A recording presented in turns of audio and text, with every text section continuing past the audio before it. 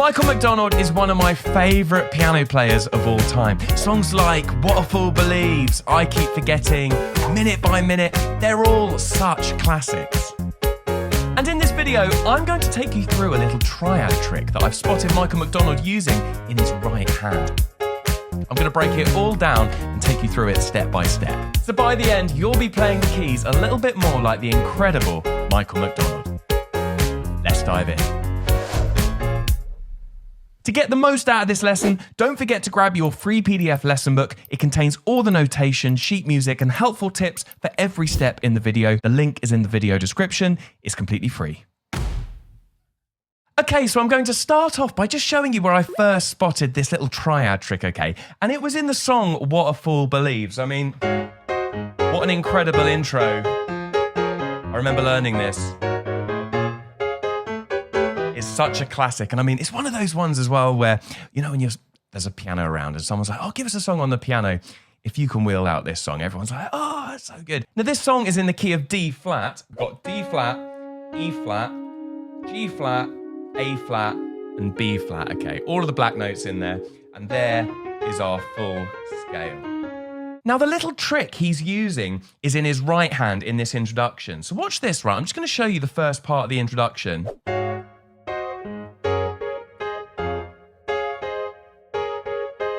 Now, he's playing around with these shapes in his right hand. I want to focus on this little nugget, this little trick, because when you begin to do this, you can extract kind of nuggets from other people's playing and put them into your own chord sequences, okay? So the aim here isn't to learn this whole introduction, it's to understand this little trick. So watch this. He's playing around with two shapes. I mean, he's tweaking them a little bit and all that kind of thing, but if we boil them down to their essential elements,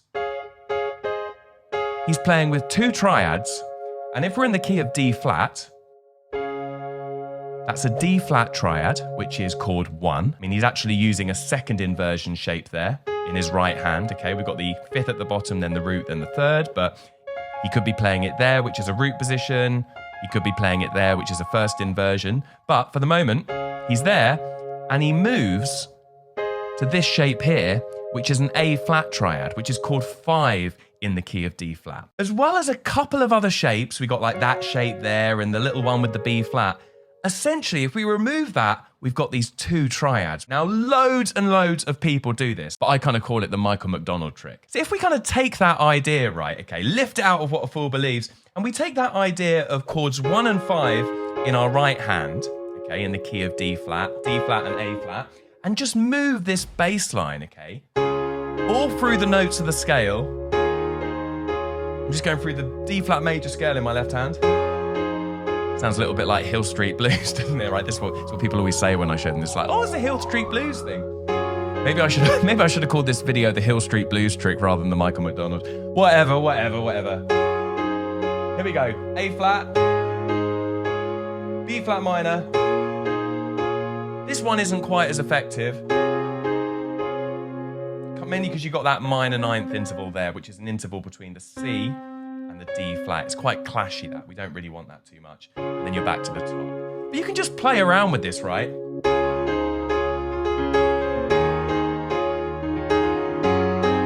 I mean, you don't always have to play it in the same inversion as well, okay, right? So there I'm doing it in root position, and I'm moving just there between chords 1 and 5 in my right hand. I'm separating my hands out, okay? My right hand is literally just playing either a D flat or an A flat in some kind of repeated pattern. And my left hand's just playing about and seeing what kind of notes fit. Let me have another go.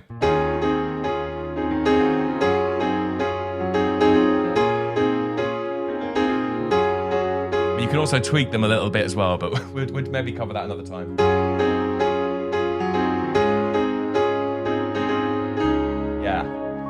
So much fun. Right, what we're going to try and do now is come up with our own little groove that we can learn that kind of uses this trick that you can then all take away and actually have a go at home to kind of get this idea into your playing. So let's do a new chord sequence.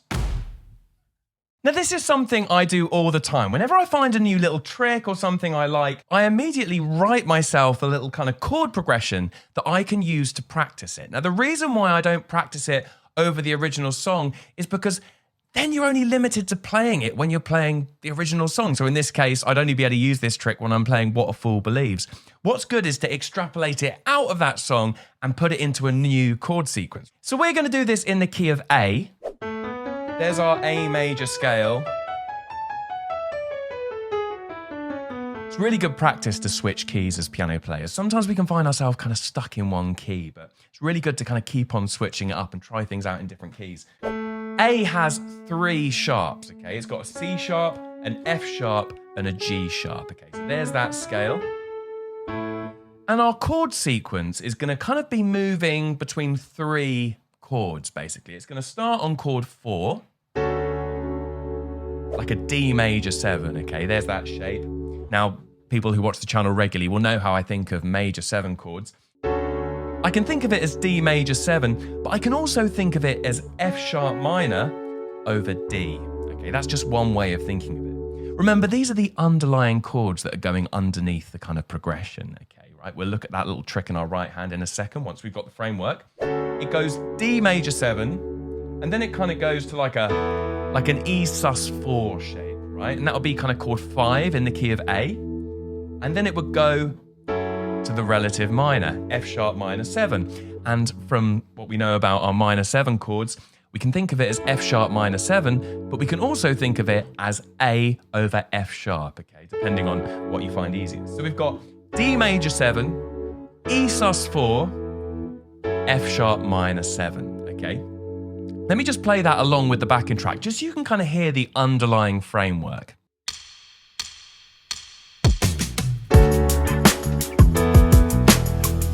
So I'm just playing all of those chords on the beat, just those 3 chords, very simple. We got D major 7, E sus4, F sharp minor 7. Maybe I should just chant along with all our chords, maybe that would help. I don't know, probably not. Anyway, there's the chord sequence. By the way, I've written all of this out for you in that PDF lesson book, so do go and grab it. The link is in the video description. All of these little tricks are in there, okay? 'Cause you might be thinking, God, that's so much to take in right now. It's all written out for you step by step, so do go and grab that. Now let's see if we can add in the little Michael McDonald 2-chord shift, right? So in the key of A, by the way, you might be thinking, we haven't gone to an A chord, so how are we in the key of A? We are in the key of A, right? It's just moving around a different part of the key, okay? We're just never resolving to that A chord. Chords 1 and 5 are A and E, okay? So chord 1 is A and chord 5 is E. So if you just look, I can either move between E and A there, or I can move there, or I can go there. Now this trick is great for when you just want to have a bit more movement in your sequence. So watch.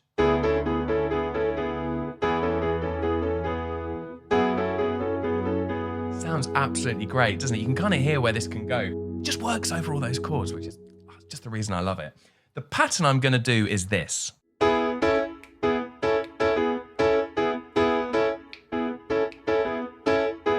There we go, that's the pattern I'm going to do. I'll just do that a little bit slower. If you're new to the channel, you're thinking, what on earth is he clicking for? It's a thing I find really useful to do, particularly when I'm doing a complicated rhythm. It really helps hand independence, helps keep me really grounded in the pulse. If you can't click, you can just use a backing track or something like that, but it's something I really find useful. Let me show you it a little bit slower. Here we go.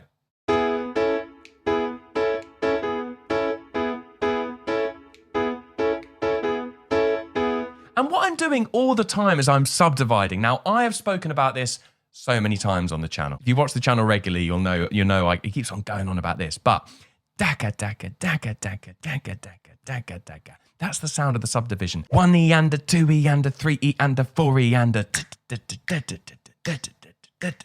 If you're trying to play that rhythm and you're not hearing the subdivisions, it's going to be so difficult, okay? And quite a lot of it might be out of time. You've really got to lock into that. Listen to the track and see if you can hear that subdivision in the track. Can you hear it? I think it's in like a shaker or the hi-hat.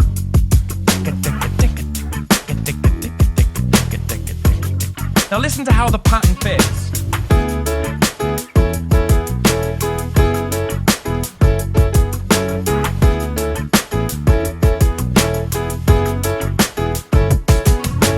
So much fun to play. Now, often when you're playing really syncopated parts in your right hand, you kind of want your left hand to be keeping something really simple, okay? So all I'm going to do is I'm just going to play the root notes, maybe in octave, so I'm going to do this kind of thing.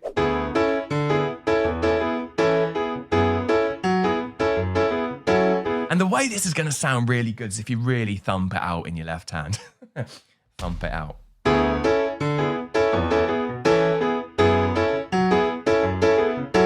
Just gives it so much more drive. I mean, if I do this,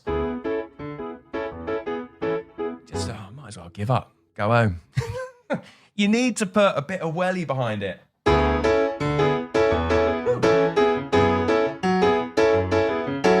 Just needs a bit of that. You might also have spotted that I'm just occasionally using a fifth in my left hand. Watch. You see that? I just did a little A. I did the same on the E. But you don't have to always do that. They're kind of called little ghost notes. They're sort of there, but they're not really like massively loud. Watch. Do you see that? The bottom note and the top note are like the notes. And then you've just got this little hint at a note in the middle. That's called a ghost note, right? I'm kind of ghosting those fifths. I'm going to have a go at playing this through with the track, right? Check it out.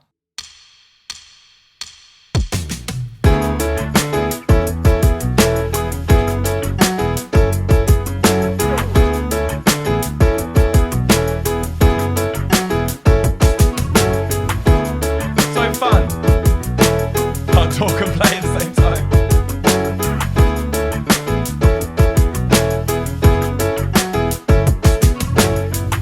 There it is.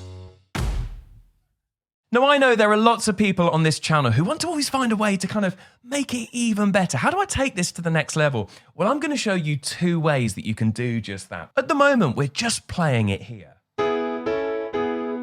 Okay, those are the shapes we're using. Those are the triads we're using. What are they? Well, it's a second inversion E major triad and a first inversion A major triad. They go really nicely together. Now what we can do is just change the inversions here. So we can also play it up here. Same thing, and it sounds great. We're still using E major and A major triads. Sounds great, and you can just invert it. The other thing you can do is move it up again. I mean, it kind of sounds like we're going up in energy, doesn't it? So we start here. Then move up.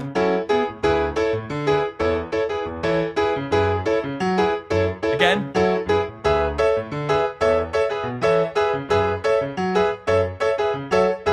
Another thing you can do is you can actually hold down a note at the top. Now, I'm getting a bit complicated here, right? This is kind of the next level stuff, okay? But watch this. I'm going to hold down a note in my little finger, and I'm still going to play the triads here in like my thumb, my first finger, and my middle finger. Watch this, right?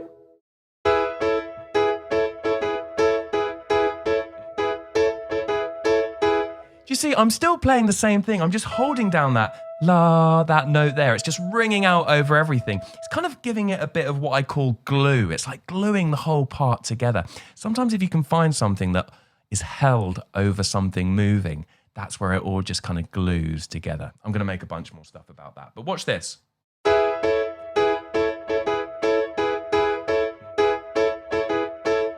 I'm just holding down this E at the top. It sounds great. If I add in the left hand,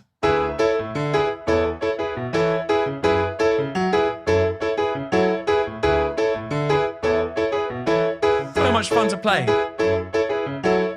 I'm going to have a go, right? I'm going to play about with those ideas. I'm going to change the inversion that I'm using. I'm either going to play it there, or I'm going to play it there. I can't get Hill Street Blues out of my head now.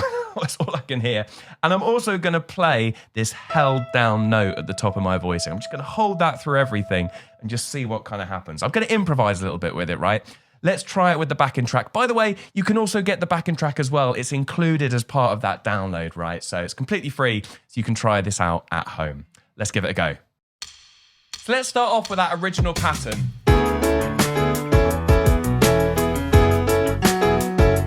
invert it. Let's go down again. Very fun to play. Up again. Now let's hold that top note.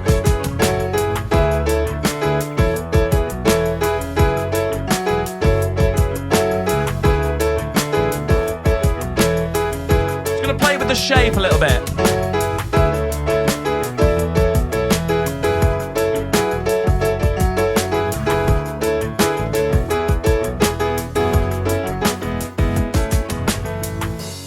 So fun, so good.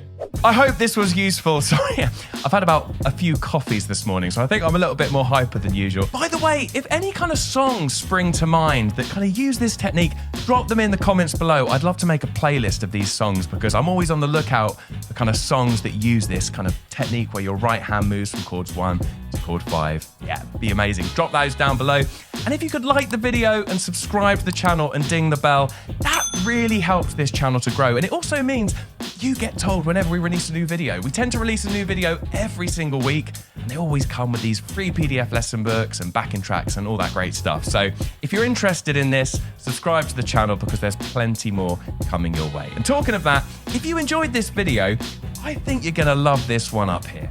Go give that video a click, and I'll see you over there.